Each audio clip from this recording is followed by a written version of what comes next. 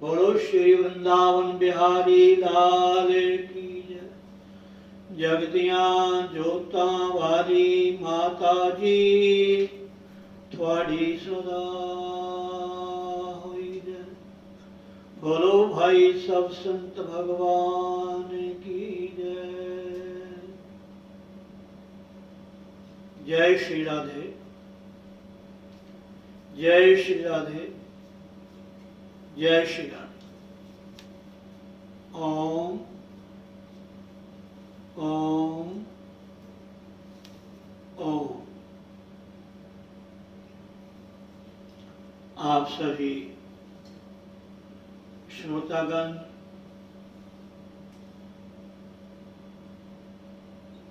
सभी सत्संगी प्रेमी जन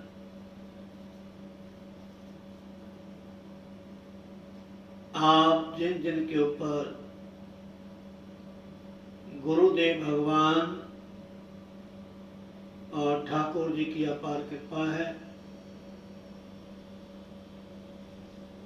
वो सभी समय अनुसार अपने स्थान में, अपने आसन में, ध्यान योग की मुद्रा में, अपने अपने घरों में बैठ करके सत्संग का लाभ ले रहे हैं। और साथ ही साथ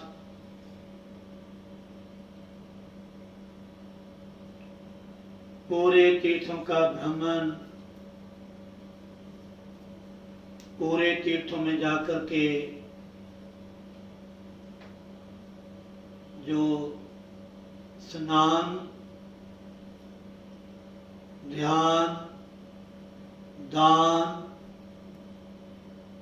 सत्य कार्य करने का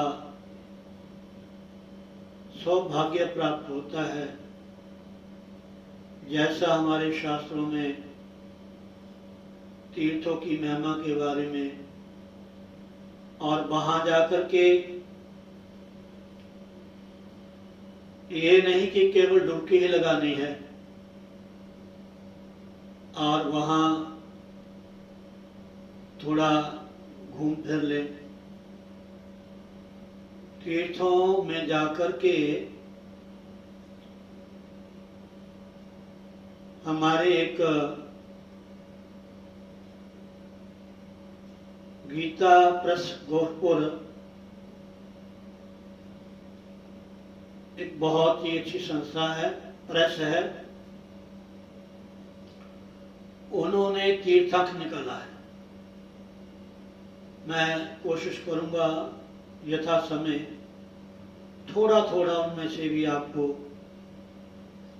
तीर्थों में कैसे जाना चाहिए,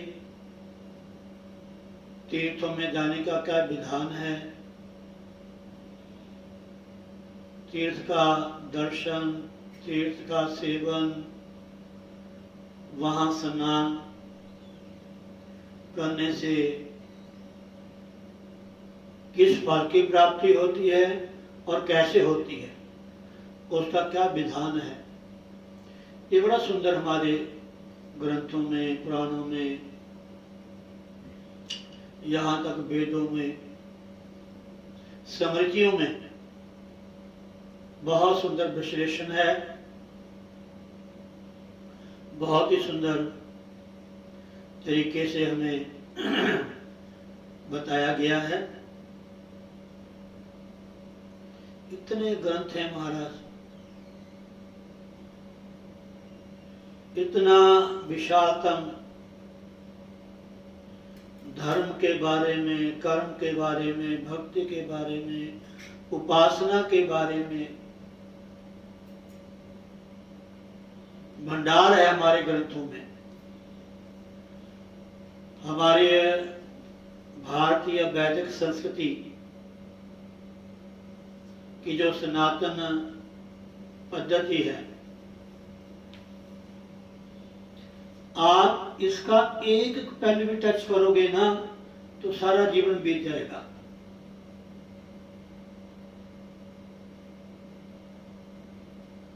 इतना बड़ा भंडार है इसमें।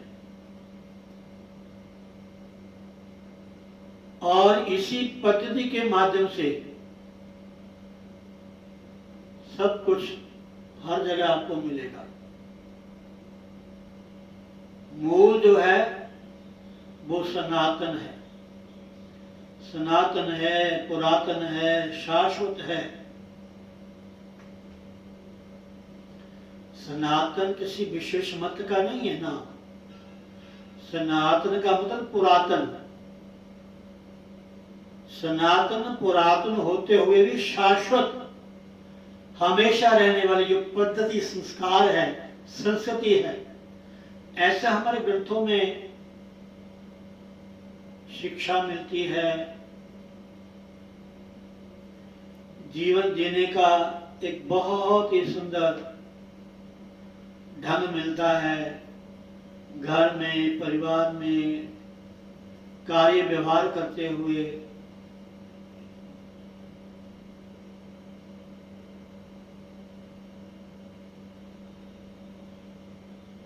बहुत सुंदर प्रसंग हैं जो हमें एक बहुत सुंदर दिशा जीवन में जीने की, जीवन में रहने की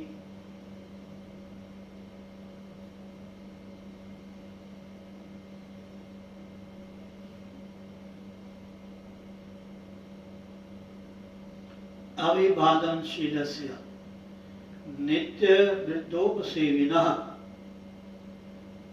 अभिवादन, सबका सम्मान करना, हाथ जोड़कर, ऐसे नहीं जा बोल देना। प्रणाम सबसे पहले हमारे हाथ हैं ये दोनों जुड़ने चाहिए।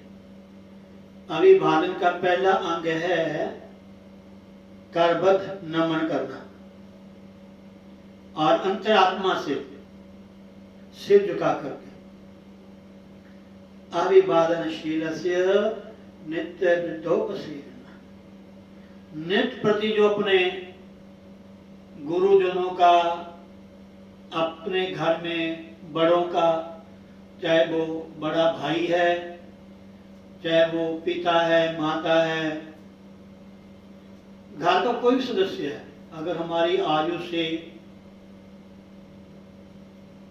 किसी भी क्षेत्र में वो महान है, बड़ा है, उसका नित्य प्रति अभिवादन करना और उनकी सेवा करना, उनकी आज्ञा का पालन करना। बहुत सारे सूत्र हैं हमारे सनातन संस्कृति के ग्रंथों में।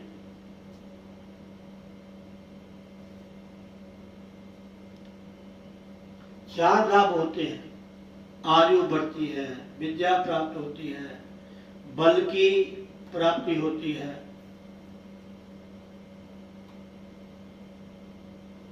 यश की प्राप्ति होती है। सिर्फ बड़ों का सम्मान करने से, घर में बड़ों की सेवा करने से, उनकी आज्ञा पालन करने से, उनको नित्य प्रति अभिवादन करने से, नमन करने से। हमारे तो पद्धति ऐसी कहती, घर में कोई बड़ा आए तो उठ करके उनका अवभाव करना चाहिए। उठ करके आसन पहले उनको बिठाओ, फिर आप बैठो।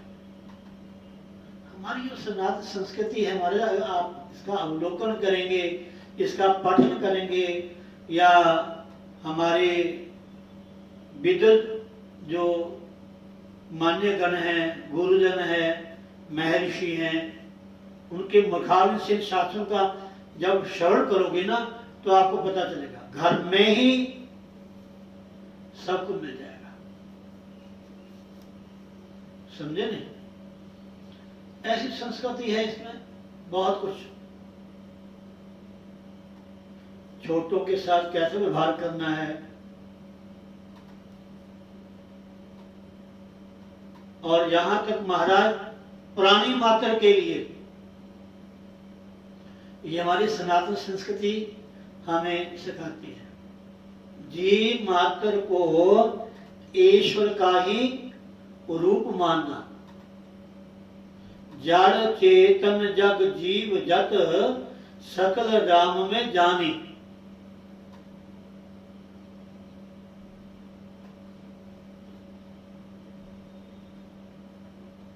जड़ चेतन जग जीव जत सकल राम में जानी।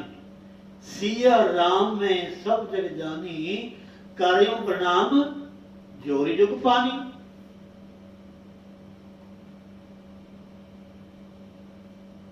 बहुत मैं आज किताब पढ़ रहा था, उसमें बड़ा सुंदर श्लोक आया था, मैं आपको सुनाऊंगा। भगवान राम स्वयं कहते हैं कि जो अपने आप को सेवक मानता है, अपने आप को सेवक, और ये समूची सृष्टि को मेरा रूप मानता है, सब गोविंद है, सब गोविंद है, गोविंद बिन नहीं कोई। जित देखूं तित श्याममयी है। सब ग्रंथ, सब संत, सब महापुरुष शास्त्रों की बात हमें समझाते हैं।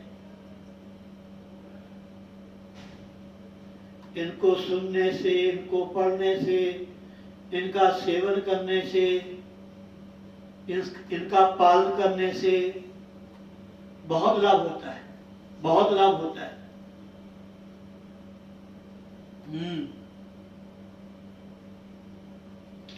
कोई मनोरोग नहीं होता, कोई शरीर का रोग नहीं होता, कोई व्याधि नहीं, कोई आदि नहीं। करके देखिए आप।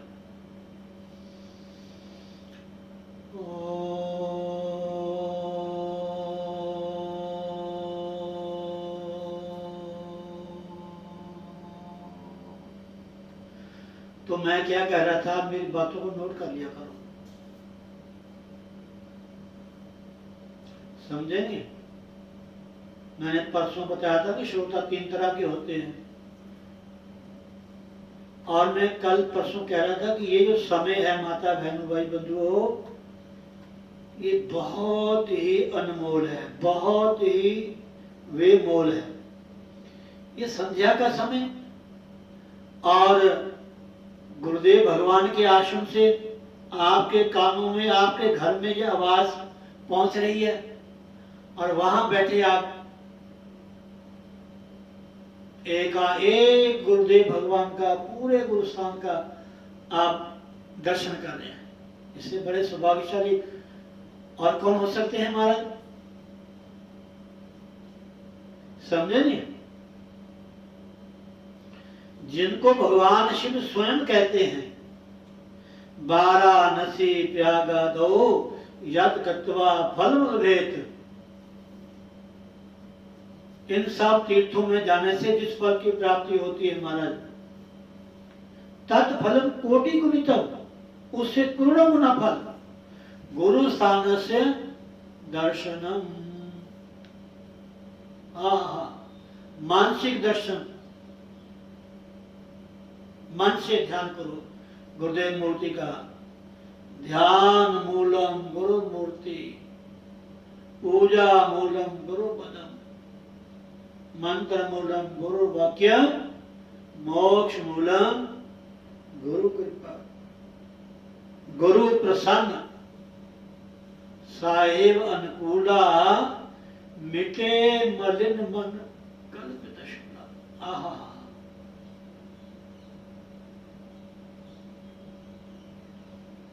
क्या कहना। तत्काल जब गुरु कृपा होती है, जब गुरु प्रसन्न होते हैं, तो माता बहनों भाई बंधुओं, ब्रह्मा क्या कहती है? गुरु बिन बब निधि तरह न कोई, जो बिरंची शंकर सम होई।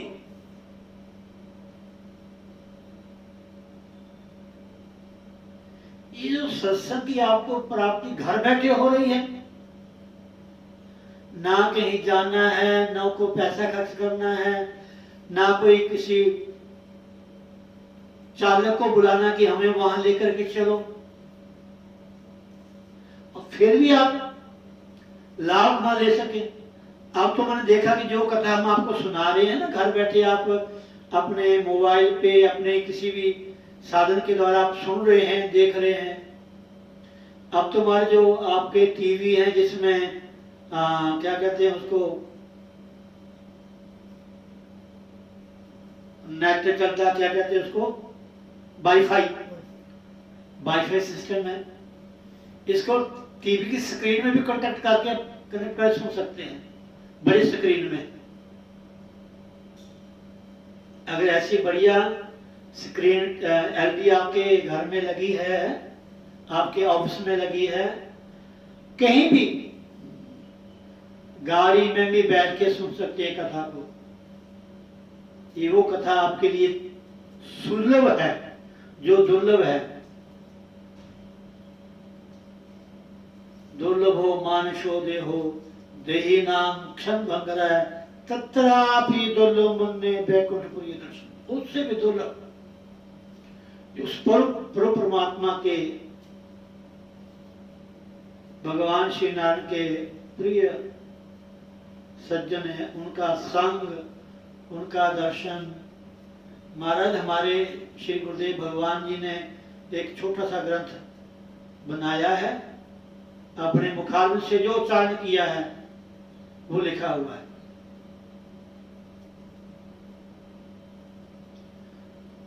उसमें एक शेपक है, संता संति की अंते।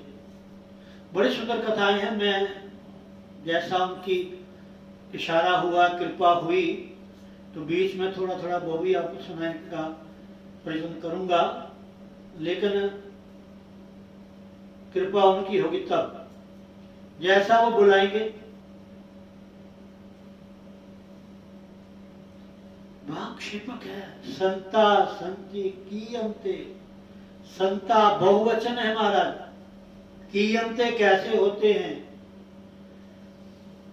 संता संत, कीयन्ते कैसे संति होते हैं, ये बहुवचन है। एक क्षेपक है, एक अध्याय है, एक प्रसंग है। संतों के बारे में क्या कहना हमारे, इतनी महिमा संतों की महाराज श्री ने अपने मुखान से गाई हुई है। मैं कहना पूछो ना। महाराज श्री कहते हैं कि ऐसे संतों के साथ मेरा बैठना, उठना, खाना, पीना, आना जाना, सोना जागना, सारा व्यवहार ऐसे संतों के ही संग हो। अगर ऐसे ब्रह्म ज्ञानी संत मिल जाए,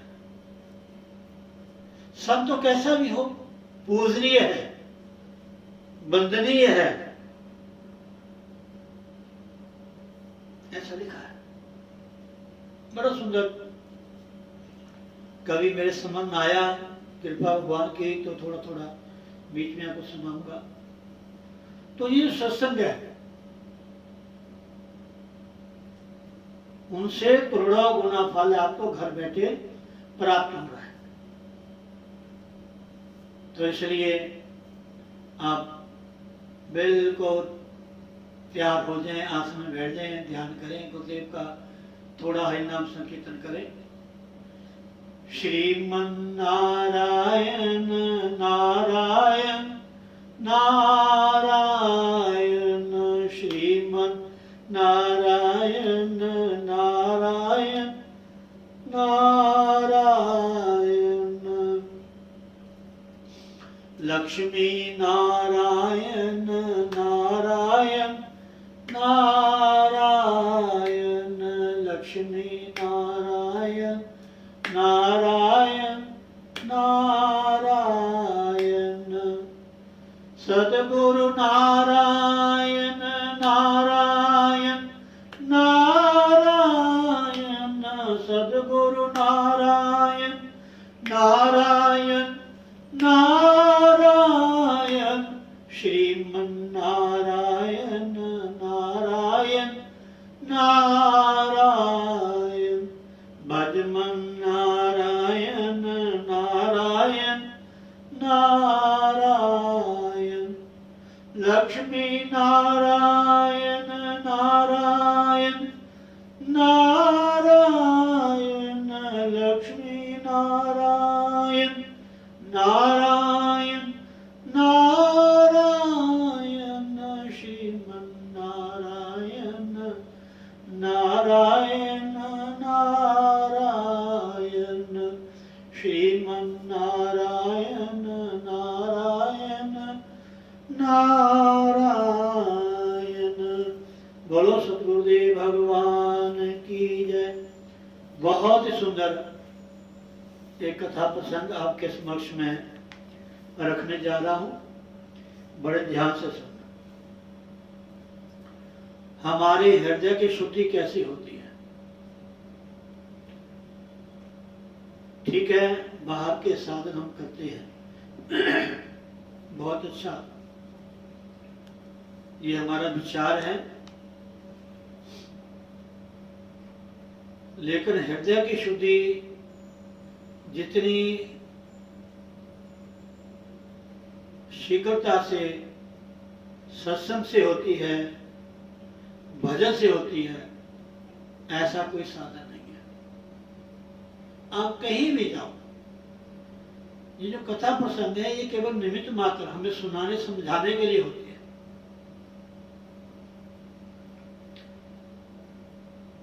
शायद मैंने महाभारत के प्रसंग में भी ये कथा सुनी है एक बार, और कई जगह श्रवण किया है संत महात्माओं के मुखारन से भी, जो आपके समक्ष में रखने जा रहा हूं।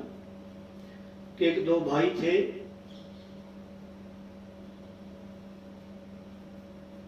उन दोनों में जो बड़ा भाई था वो सत्संगी था, भगत था, ज्ञानी था, लेकिन जो छोटा भाई था वो थोड़ा संसार में या घर के कारोबार में ज्यादा व्यस्त रहता था। समय का अभाव होता है, कई बार कथाओं के साथ कथा जुड़ जाती है, लेकिन कोई बात नहीं, आज मैं आपको यही सुनाऊंगा, फिर कभी प्रसंग हुआ तो वो भी सुनाऊंगा।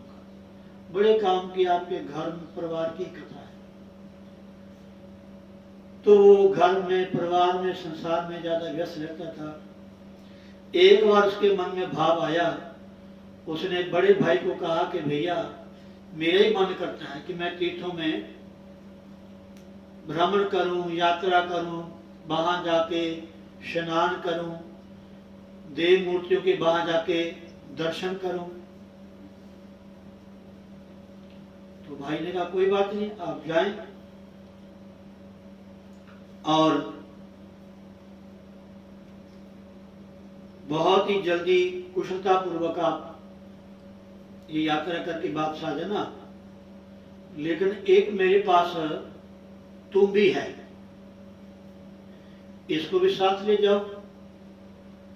जिस तीर्थ में आप जाना उसमें इसको स्नान कराना, और को जहां जहां भी आप दर्शन करें इसको भी दर्शन कराना, और ये तुम भी को साथ लेकर के आ जाना। बड़े भाई ने कहा बहुत अच्छी बात है, ठीक है भैया। जब यात्रा करके वो छोटा भाई घर वापस आया तो छोटे भाई ने बड़े भाई से कहा कि भैया मैं यात्रा कराया, खूब स्नान किया, खूब दे दर्शन किया मैंने, ये लो आपकी टुमड़ी। तो बड़े भैया ने कहा कि इसको थोड़ा सा काटें, काट करके इसमें थोड़ा जल भर दो। जल भरा तो उन्होंने कहा कि इसका थोड़ा जल चख लो, पी के देखो कि इसका जल कैसा है। वो तुमड़ी में जल रखा, वो थोड़ा कड़वा तो होगा ही होगा, वो कड़वा था। तो उसने जल को जो मुंह में डाला उसको कौड़ा लगा और उसने कूड़ा करके फेंक दिया। तो उन्होंने कहा बड़े भाई ने कि भैया ये जो हमारा शरीर है ये भी एक तुम्बे की न्याय है, एक पंजाबी गायक ने ये शरीर के बारे में, इसको भी तुम भी कहा है, मैं कभी कभी गाता था, बहुत पुरानी बात है। तुम्बा जिंदगी दा सदा निभजदिया रहना, तुम्बा जिंदगी दा, बहुत पुरानी बात है, 40-45 साल पहले की बात है। तुम्बा जिंदगी दा सदा निभजदिया रहना, एक दिन इसने टूट जाना, ऐसा कोई लाइन है। एक दिन इसने भज जाना, ऐसा कोई लाइन आगे है, मेरी याद नहीं। बड़ा सुंदर ये भजन भी है, गाना भी है कि तुम बा जिंदगी दा सदा निभजदिया रहना, तुम बा जिंदगी दा सदा निभजदिया रहना, एक दिन इसने टूट जाना, एक दिन इसने टूट जाना। ऐसा आगे लाइन मेरी याद नहीं है, मैं फिर आपको सुनाऊंगा याद करके। ये भी शरीर की तुम्बा है। इस शरीर के द्वारा हम माता बहनों भाई बंधुओं कथा सुनते हैं, सत्संग में जाते हैं, कीर्तन करते हैं, सत्य कार्य करते हैं, तीर्थों का सेवन करते हैं, देव दर्शन भी करते हैं। लेकिन इसके अंदर जो राग है ना, राग में ना आसक्ति, द्वेष, एक दूसरे के प्रति बैर भाव, ये अपना ये पराया, ये चंगा ये मंदा, ये हमारे भीतर से नहीं जाता। अब मैं देखता हूं कुछ लोग कीर्तन करते हैं, माता बहने, मुझे उनका स्वभाव होता है, ये सब कुछ करने के बाद भी अगर हमारे जीवन में परिवर्तन ना आया तो हमें इतना लाभ नहीं मिलता जो मिलना चाहिए, समझे नहीं। इसलिए ये सब करते हुए अपने जीवन में परिवर्तन कैसे आना चाहिए, हमारे हृदय कैसे शुद्ध हो, वो केवल सत्संग है। तीर्थों में जाके सत्संग जरूर करना चाहिए, तीर्थों में जाके संत महात्माओं का दर्शन करना चाहिए, उनकी शरण में अवश्य जाना चाहिए, उनके मुखारबिंद से कुछ न कुछ हमें सुनना चाहिए, ताकि तीर्थों में जाकर के हमें लाभ हो। तीर्थों का महत्व ही संतों के वहां रहने से है, समझे नहीं। ये जो गंगा इत्यादि तीर्थ हैं, ये तो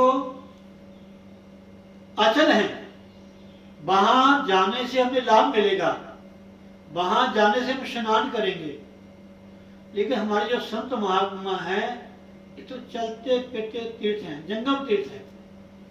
और रामायण के शुरुआत में देख लेना, बड़ा सुंदर तुलसीदास जी ने वंदना की है संतों के बारे में।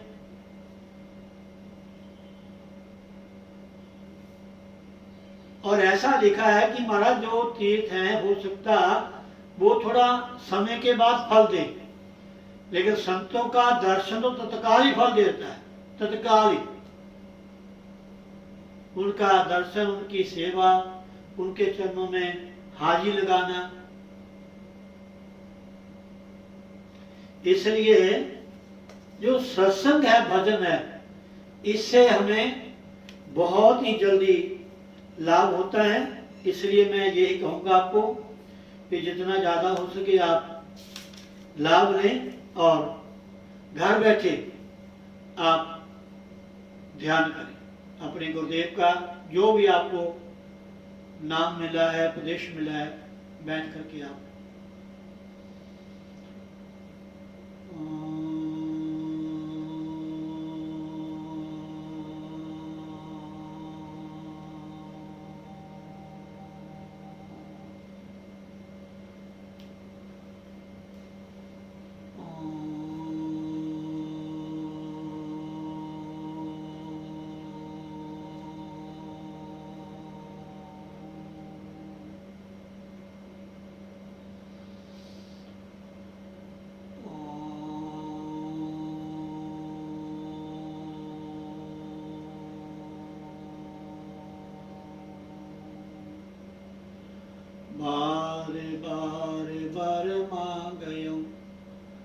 हर्ष देव श्री रंग, पद सरोज अनुपायनी, भक्ति सदा सतसंग।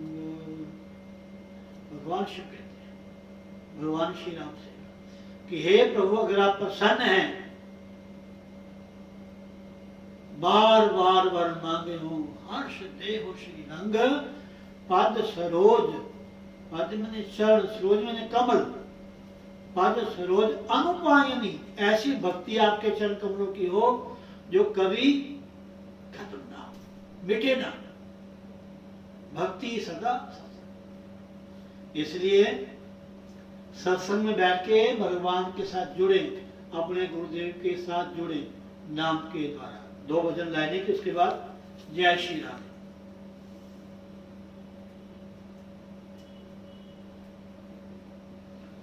उठे भोर भई निद्रा त्यागो, अब ईश भजन का बेला है। उठ भोर भई निद्रा त्यागो, अब ईश भजन का बेला है। प्रभु परमेश्वर में ध्यान लगा, प्रभु परमेश्वर में ध्यान लगा, जो सच्चा सखा सहेला है। उठ भोर भई त्यागो निद्रा, शुद्ध शीतल सुंदर सुगंध भरी, शुद्ध शीतल सुंदर सुगंध भरी, वायु चलती आनंद भरी। प्रातः समय में, संध्या के समय में, शुद्ध शीतल सुंदर सुगंध भरी, वायु चलती आनंद भरी।